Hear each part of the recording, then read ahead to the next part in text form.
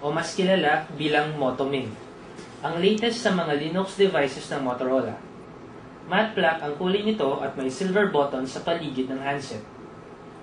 Ang unique feature sa smartphone na ito ay ang sleek magnifying transparent cover na siyang promoprotekta sa 2.4-inch QVGA touchscreen LCD display na may resolution ng 240 by 320 pixels. Meron din itong magnifying effect kaya hindi mahirapan ng users para sa better view kahit pa nakasara ang clamshell na ito. Ang Motorola logo sa gitna ng transparent screen cover ay nagsisilbi bilang earpiece. Lahat ng buttons ay chrome silver at dahil sa touchscreen capable ito, na-eliminate ang built-in keypad sa phone. Walang makikitang keypad sa bandang ibaba ng screen kundi ang tatlong button para sa on or off, call, at end call. Kaya lang, nadidisfigure ang design dahil sa maliliit na gray rubbers para protektahan ang USB at handset port mula sa likabok. Magandang intensyon pero nakakasira ng classic exterior kapag ang kulay ng phone ay silver or black.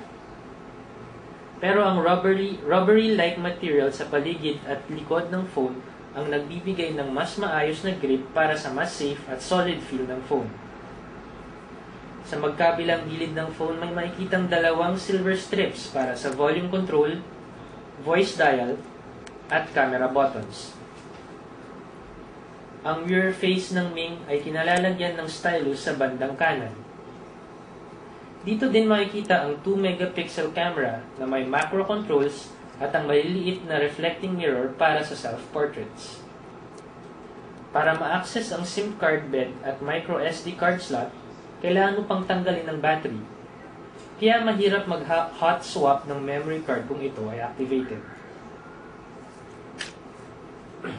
Ang audio jack nito ay 2.5mm lang. Kaya kung plano mong gumamit ng sarili mong earphones na may 3.5mm jacks, kailangan mo pang bumili ng separate 2.5mm audio jack adapter. Responsive naman ng phone habang gamit ang stylus sa touchscreen display. Kung nawala naman ang stylus mo, maaari mo ring gamitin ng daliri mo upang ma-access ang lahat ng menus at items ng phone na ito. Para ipakita ang capability nito sa handwriting recognition, maaaring itik ang small envelope image sa itaas ng screen. Tapos, ang compose button sa ibaba. Para ipalitan ng paraan ng pagte-text, itik din ng screen para sa display ng text messaging. Tapos, itik ang mahabang button sa bandang ibaba. Bibigyan ka nito ng choices para sa English keypad, handwriting, numeric, at Chinese characters. Kung pipiliin ang handwriting, ganito ang sistema ng pagte-text mo.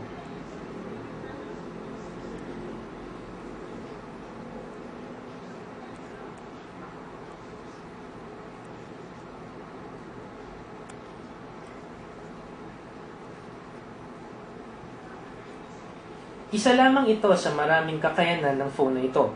Para mas maintindihan lalo, alamin sa review ng Motorola A1200.